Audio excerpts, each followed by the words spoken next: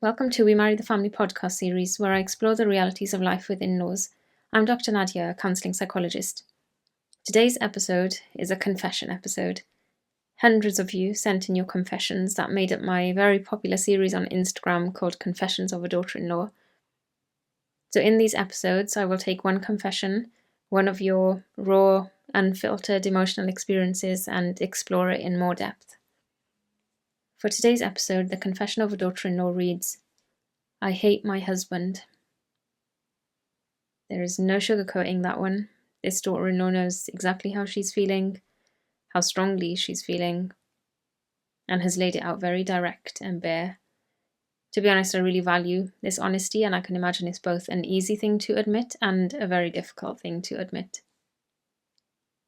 Easy in the sense that it feels true, and difficult in the sense that hatred is something we often don't want to admit or don't want others to see. But like any other emotion, you are allowed to feel this. It's often the darkest truths that hold the most potential for change if we can face them.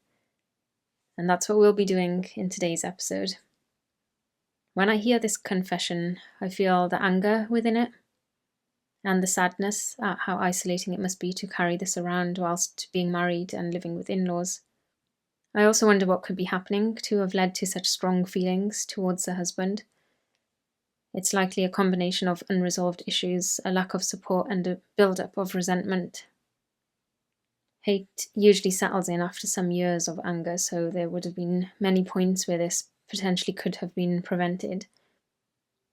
But in addition to anger, it's likely that this daughter-in-law would have a host of other difficult feelings as well, like disappointment, sadness, and helplessness.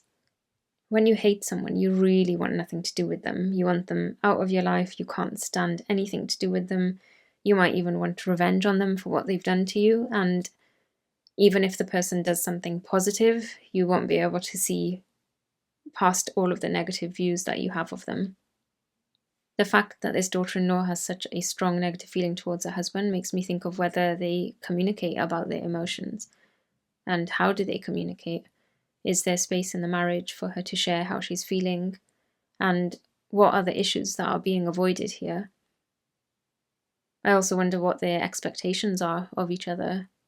What attempts for resolution have been made previously, if any? And just as important as all of that, where is the anger stemming from? When it comes to in-law relations, whether you're living with them or not, the husband is central in facilitating healthy relationships between his wife and his family. Obviously, it's not solely his responsibility, but he does have a big part to play. And in this case, we can't look at the couple without looking at the family, so if they're living with in-laws, that's most likely where majority of the issues are stemming from. This type of living dynamic can put a strain on a couple's marriage. So it's either about the family or about the husband's position between his wife and his family.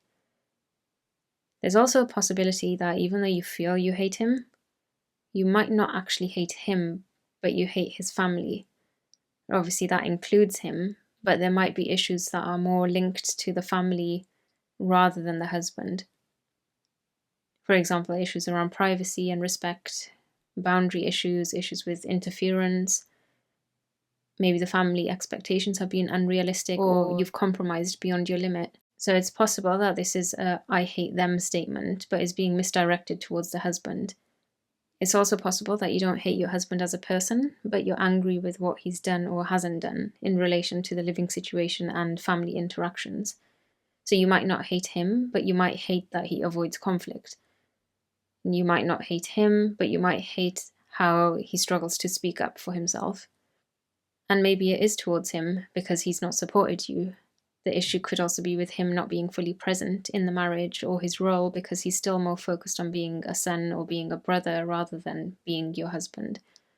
So he's not there for you, even in conflicts between you and his family.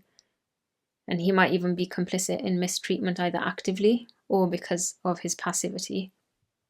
Being able to identify your feelings and who they're related to is an important initial step.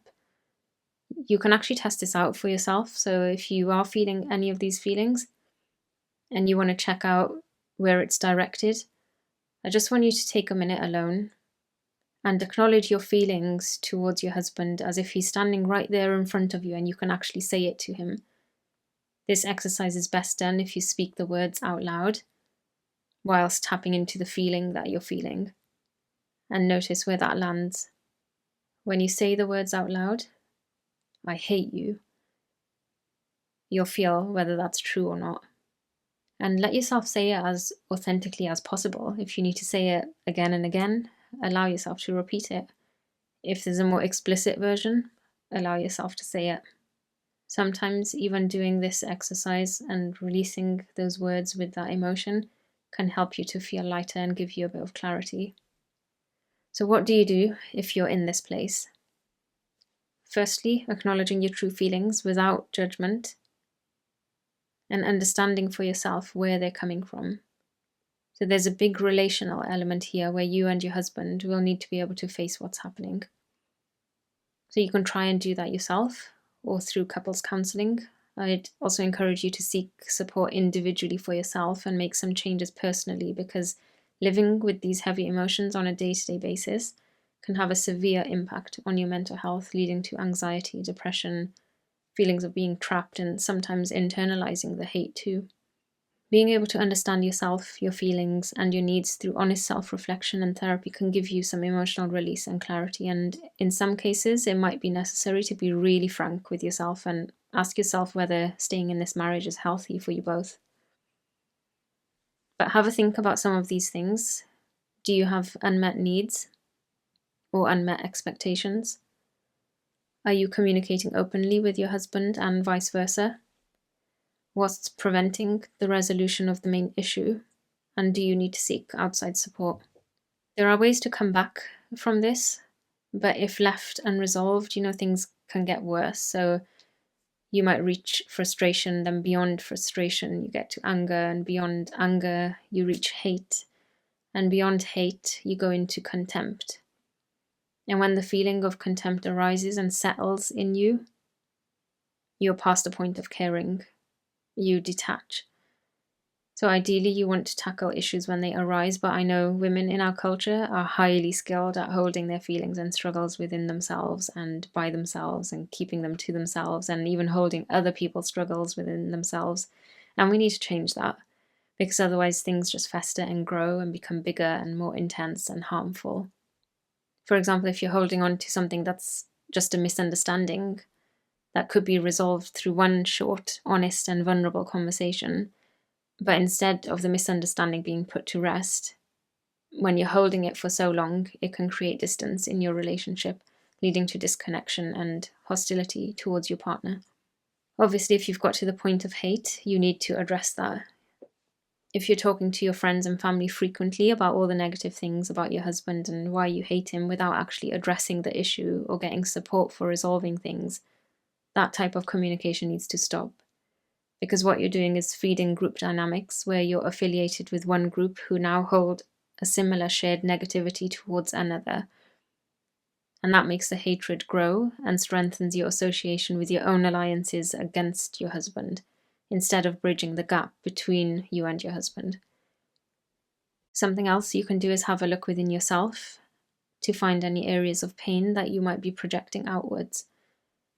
If you're feeling powerless, helpless, anxious, lost, or inadequate, you might be hating someone else to avoid these difficult feelings within yourself.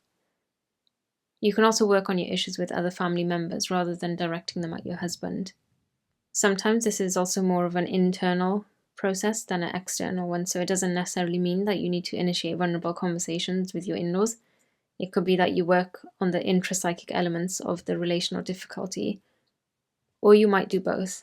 This obviously depends on what the issue is, who's involved in that issue, and what openings are available to work on it. Marriage isn't always about the romance and fun. Sometimes it's about the really triggering and difficult stuff that comes up. So if you hate your husband, it doesn't mean it's the end of the relationship. It means that there's work to do. If you've benefited from this episode, do like, share, comment, and subscribe. If you've been affected by anything shared today, you can join my daughter-in-law's membership group. The link is below, and you can seek one-to-one support with myself or another therapist.